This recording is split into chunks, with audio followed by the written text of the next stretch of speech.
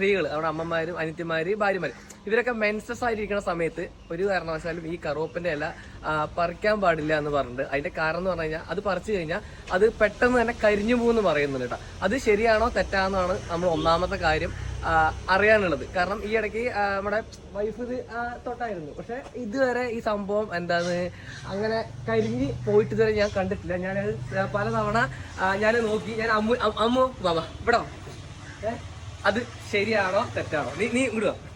അമ്മു ഈ ഇടയ്ക്ക് ആയ സമയത്ത് അമ്മു കറുവപ്പന്റെ ഇല പറിച്ചു, പക്ഷെ അറിയാണ്ട് പറിച്ചു.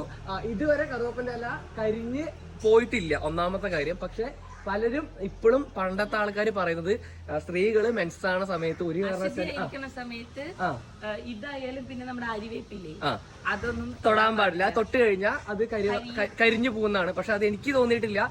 എന്റെ അവിടെ എന്താ അറിയോ പറയാ, ചൊവ്വയും വെള്ളിയും പറിക്കാൻ പാടില്ല.